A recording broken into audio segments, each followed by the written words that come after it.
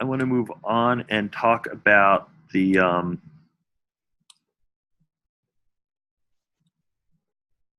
workshop today, which we're going to focus on reference tiddlers and essay tiddlers. And I'm going to kind of walk through an example of how to build on top of your annotations, but how to build something more substantive. Okay. And so I'm going to do this in the framework of exercise 403, I think. Yep. And this is preparatory to the one that comes next week. Marcus has a good start on his. Basically what you're doing is you're writing a project about hypertext in hypertext, and I'm going to ask you to go back and bring in the work that you've done in your current exercises so far and begin to point out examples of where you engaged in various practices and where you use different techniques. And we'll do that through tagging. We'll model annotation. I'll give you some ideas about how you might think about handling some reference tiddlers. And that should give you all the tools you need to sort of do this assignment over the next couple of weeks. This is all the leading up to the spring break, and then which I think comes in like 2 weeks. So, okay. So the objective is to create a framework, not to actually write the essay, but to build the tool. So you're building yourself a tool that you're going to use to write your essay. Okay. So you want to create a framework for your essay that includes references, annotations, and this structure. So I'm going to show you the structure soon. More specifically, there's only 4 steps, although each one of them is pretty complicated. You want to build a set of tiddlers to handle references, annotations, and examples. Okay, so you basically you might have built something to handle annotations. So you're beginning to think about, like Marcus demonstrated and Chris demonstrated, how Marcus has one set of annotations, definitions that he built off of links. Chris has another that he built off of tags. Either one of those work, but the idea is you want to have some mechanism to write on top of a text or underneath a text or inside of a text with your own thoughts. So that's a system for annotations. I'm going to show you how to think about systems for references. And then I'm going to show you how to do some examples based on that framework. Looks like I'm missing a set of square brackets there. Closing my link. You want to build annotations from several sources. If you've already built them, then just keep working in your annotator. If you haven't, then you want to catch up and do that exercise. You can use those 2 Vandendorp essays. You can use other readings tagged as references. I might add a few more in here. You can find your own. It's mostly about the exercise of annotating, although increasingly I want you to begin thinking about hypertext as well. I want you to annotate those sources to help you write that essay, and I'm going to show you an outline and then share it. So those are your 4 steps, but they're all pretty big. Okay, so let's look at a reference idea. Did anybody build tiddlers that have references, like to the sources, to the essays? I didn't really ask you to do that, but a couple of students were playing with the bibliographic exploration. Anybody do that? Where they began to think about what a bibliography would look like? Okay. So where are my references?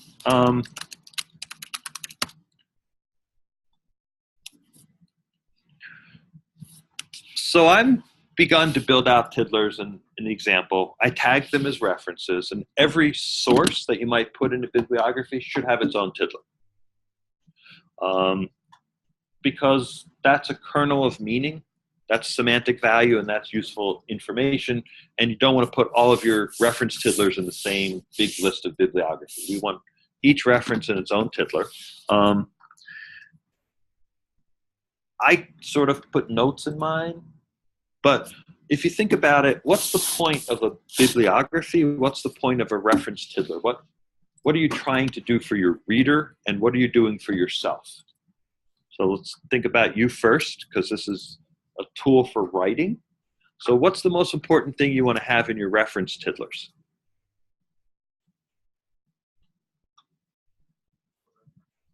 What do you need? What do you use it for?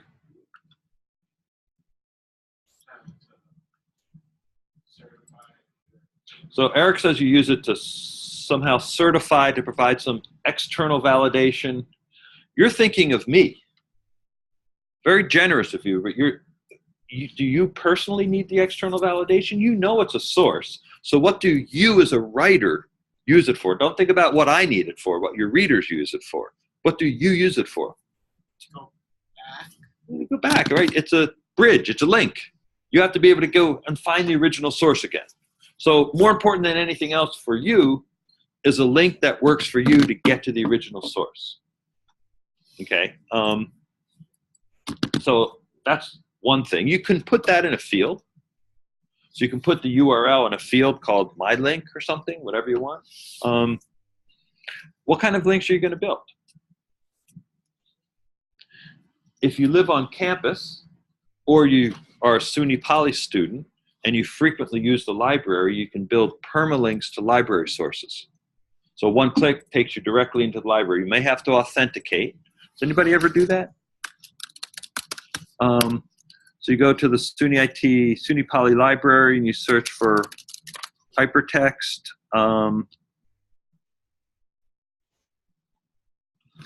We're going to limit our search to full text.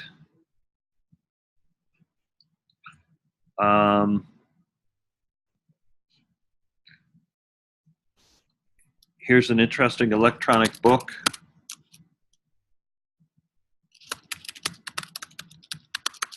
I was stumped for a moment. Not exactly sure why they require me to log in, but I do. This is a pretty useful link for me and for anybody else at SUNY Poly, but not for those who are outside. So copying that link.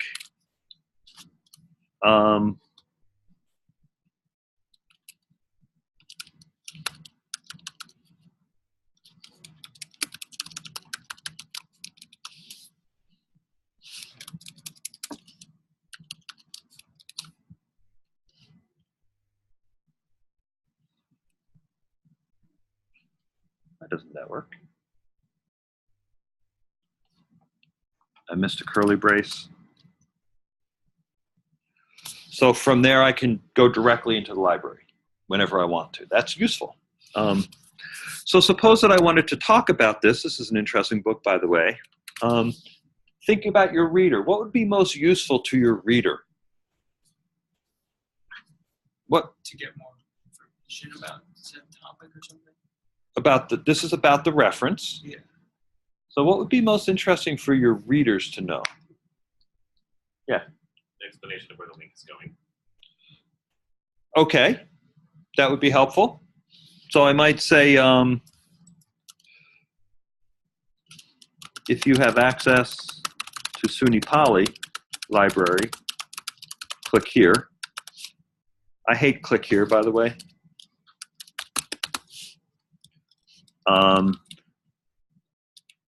So you might just try and get rid of as many words as possible. So if you have access to SUNY library here, how can we make that even cleaner? Yeah. Right, we can build the link inside our word so we don't have to have the ugly link there. I'll let you do that on your own. What else would be useful? Marguerite, what would you appreciate as a reader if you're reading along about hypertext, or if I'm writing a textbook for you and you're the student, you're the reader? What's helpful if instead of just saying, let's go and get the title of this book.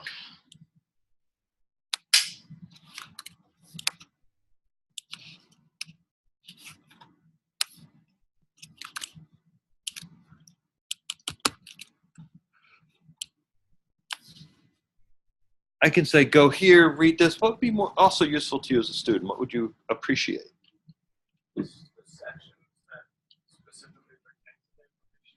The assignments, okay, or the maybe even a zoom in of the specific page, okay, or the paragraph, yeah. But this is for the reference tiddler. So this is like generic. I'll come right back to you. Like if there's 10 different references, this is only the tiddler about this book. about this reference? Maybe like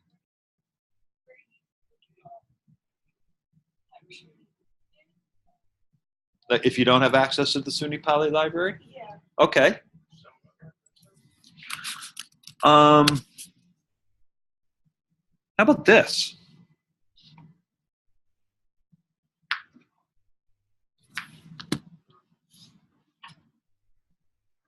Is this at all useful?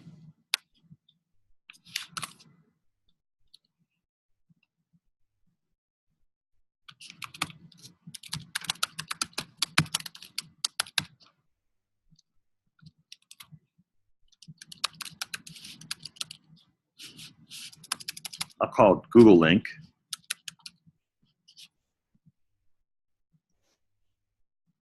So if you've got a tiddler that looks like that, you click on Google, it takes you to that. That's not bad. The nice thing about that, this link is annoying and painful. You actually have to go there, find it, copy, paste it, make it, hope that it lasts. This link, if I have this,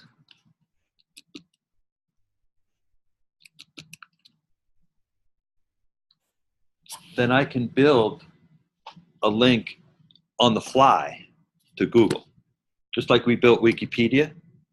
So you can build a link, so anything that's in the Google query field, you can build a macro that click on the word Google and it will query that field against Google. And if it's in the title, you don't even have to have a separate field. You can just say, run the title of my tiddler as a Google query. And now you're building some interaction from data you already have. Okay, that's like, you can do that if you'd like, but I was just showing you some concepts. Yeah. What's that symbol between Google and HTTP? Okay. So since the beginning of time, we've shown how to write links in TiddlyWiki that are using the, gotta get it right, putting the grammar of hypertext in the punctuation of writing. So the grammar of hypertext says build a link. Punctuation of writing basically says make it as simple as typing a comma or a period. And so in TiddlyWiki, we can open a concept, anything with double square brackets, and this becomes a link followed by a vertical bar. Were you asking specifically what keystroke? It's the vertical bar. Left pinky, shift of the backslash, and then the other half of the vertical bar. It looked like it was a capital I. Really. Yeah, on the other side of the vertical bar, it becomes a link if it's followed by something that starts with HTTP://. So this will become a link to Google, I hope, and it does. Okay, yeah, the vertical bar. Sorry, yeah. Okay, so that's kind of a concept of how you can build out some different references. Let me go back to the, I'll save this, why not? It's there.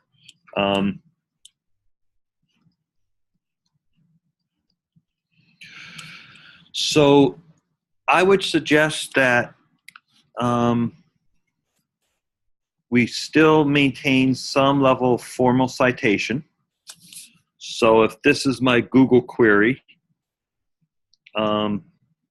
if I run this in Google Scholar,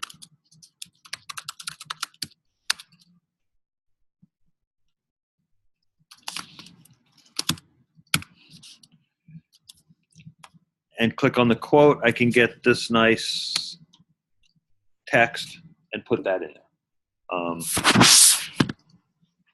Especially if you're doing this for normal human beings. That's pretty much everyone other than the people in this class. Expect to see that formal citation. So certainly if you're doing this for any other classes, and I'd encourage you, if you've got papers to write for any of your other classes, write them in TiddlyWiki, just because you can.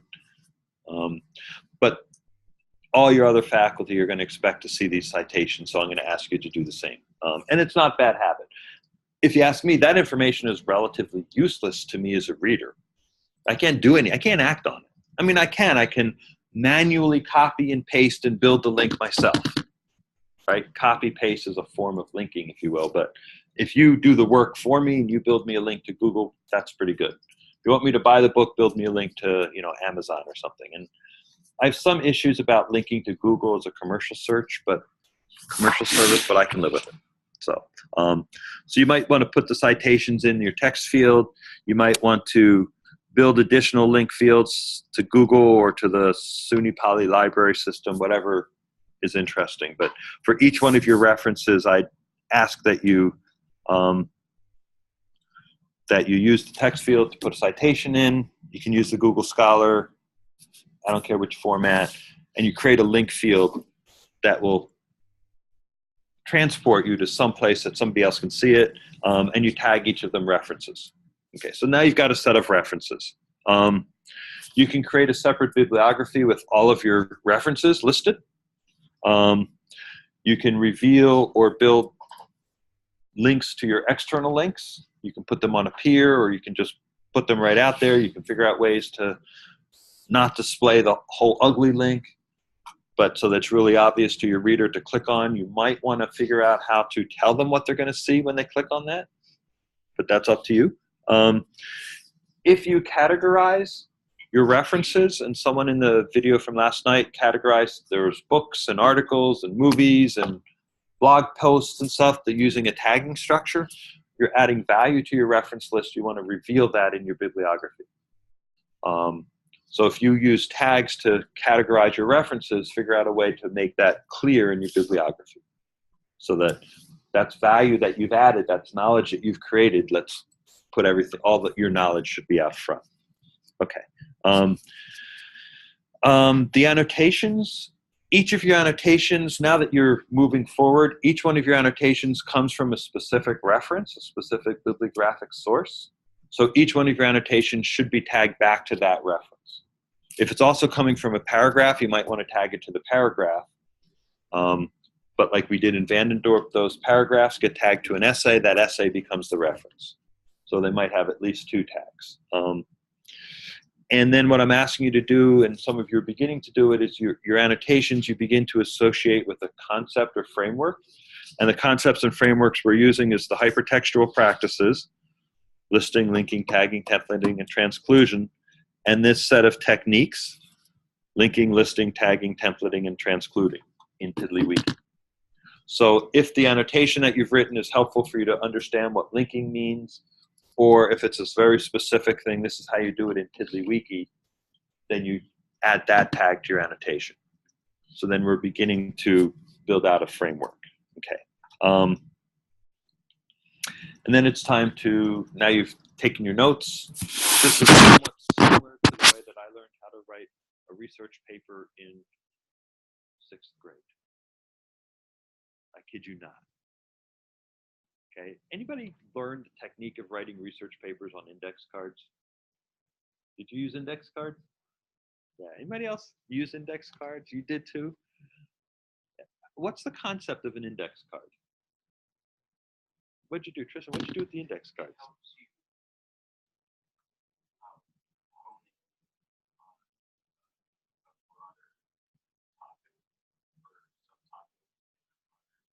So you'd have like one idea on your index card.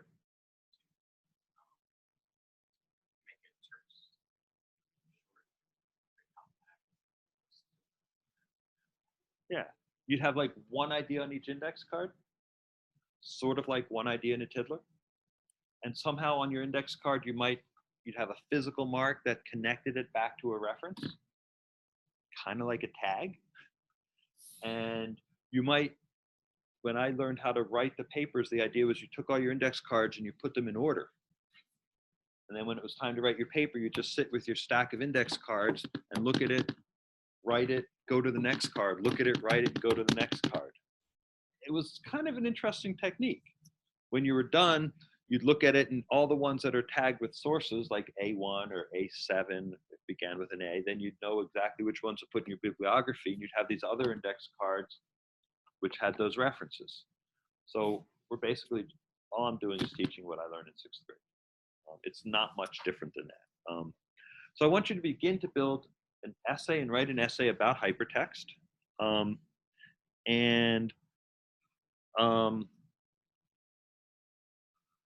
That's a little odd there, but there's basically, I'm thinking that there's a section that talks about some definitions that you could build from sources. I'd like you to find examples of hypertext in the wild, meaning Google News is in the wild. We looked at that. That's an example of hypertext out there. Wikipedia is hypertextual. So we've done 2. You might find a 3rd. Any web page, lots of examples, right? And then you might do something like what we did with Google News, where you said, here's an example of how you link in Google News. Here's an example of transclusion. Here's an example of templating. Here's an example. So you might want to use those 5 words and annotate Google News, Wikipedia, and a 3rd source. You could also bring in your own examples from your first exercises, the first 5 or 6 exercises that you've done, or any exercises that you've done. You can bring those tiddlers in and say, here's where I'm linking, here's where I'm listing, here's where I'm templating.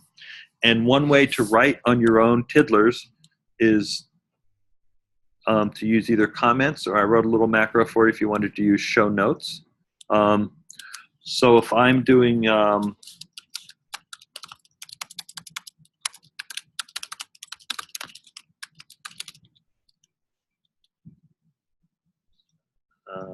what's it called? Oh, I'll just use references.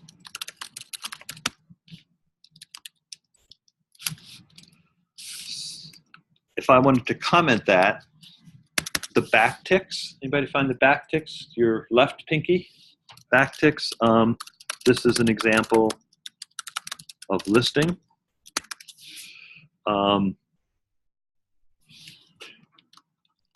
You might put the code in twice. And so you can put the code in comments, and then you get the results. That begins to, so we want to write sort of like commentary on your work. And then another way to do that,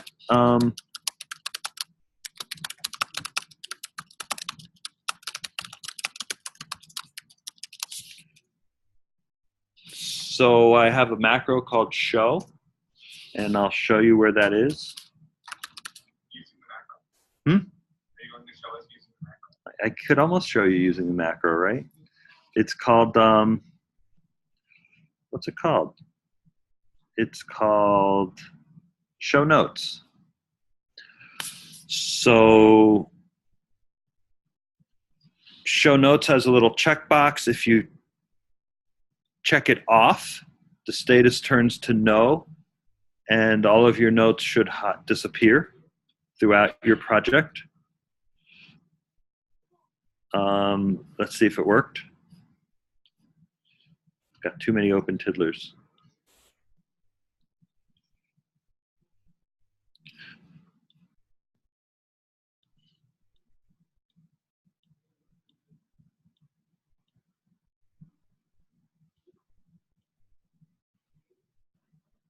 There, okay?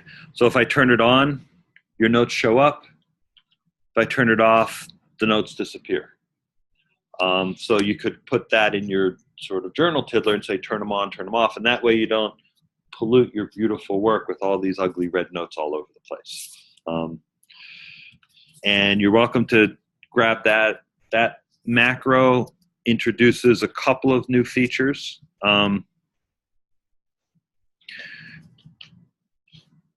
Specifically that checkbox that sets the value of a field in a tiddler. So all it's doing is setting the value of this field called docs for documents to yes or no. And if it's set to yes, it makes it visible. If it's set to no, it makes them invisible. And that's a useful feature for all sorts of different things. It's similar to what Eric wanted to do. Eric wanted an open text box to type numbers, but you can use a checkbox to tick tags or fields on and off with different values. So, but you can also just use the comments thing, and that will work perfectly well. Okay, and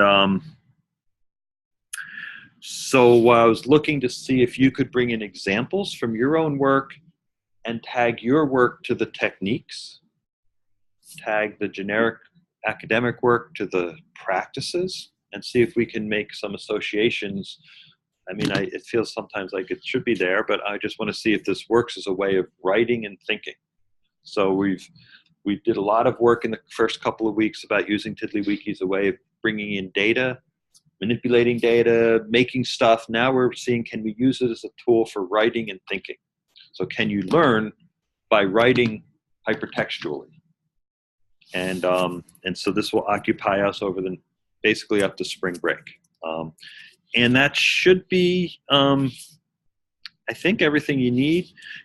You are absolutely welcome and encouraged to bring the hypertextual practices Tiddlers over. You can bring linking and listing and tagging, so you'll have these. Anybody explore how I'm doing this in this Tiddler? Anybody use this yet? So this is tabs. It's the tabs macro. Pretty cool. Did you use it? Well, earlier today, I was still working on exercise 3.3. Yeah. And similar to on your Design Right Studio, where you have a contents tab right next to tools tab. In which? I added my own directory. Okay. Yeah. So this is. I'd assume. Yep. It's similar. It's very similar. This is. I like this better than using TOC, better than table of contents. The table of contents is I find sort of annoying. Right. So you add what was it? You add a field, right? And then I have to look. I did something. Yeah. The core UI. I particularly went into sidebar. Okay. And Yep. told it to add my directory tab before the. To sidebar. Yeah. Yeah. You went.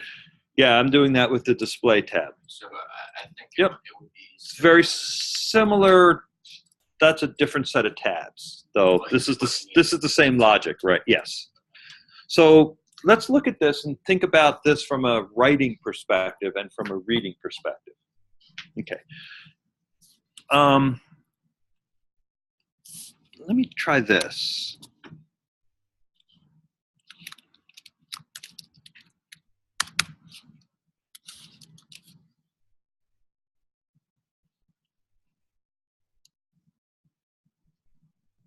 Not good.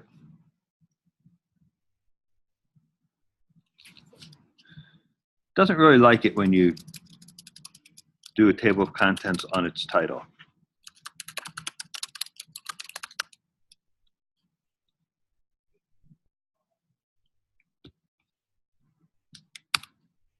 Now I've hung it. Anybody ever seen this JavaScript error show up on yours? Yeah, I do it all the time. I have. Yeah, it's just annoying.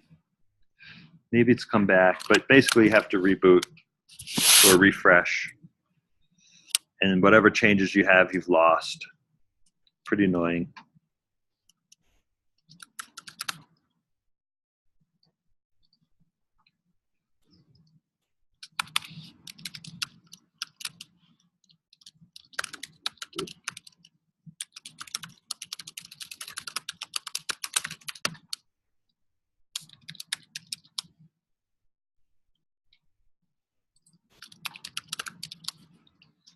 Okay, so here's two different ways of presenting the same information. One is with the list links, one is a list, and one is using tabs. I think they both qualify as listing. But do you see any important differences between the two ways, the first and the second? As a reader or as a writer? So any important differences here?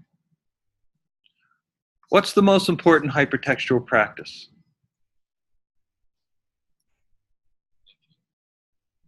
How would you know that? You're right. I don't know if I agree with you, but you're right. because you would imagine that my sorting is going to indicate importance, right? Especially, I think, in a list. Less so, perhaps, in a tab. So my goal, and I don't know if I'm accomplishing it, my goal is to, in a sense, say that none of those 5 are important. They're all equally important. And I'm thinking that this approach doesn't do that, but this does, or at least it gets closer. This treats all of them as sort of on the same level, and they're literally on the same level. Okay, they're not hierarchical to each other. A little bit moving left to right, you could argue that there's hierarchy. But I've been working on the idea that maybe we can write essays that are non-sequential, that allow you to present to your reader 3 or 4 or 5 ideas that are equivalent to each other, but not hierarchical. So you might play around with that. I like tabs for that. So I like that formulation, using tabs.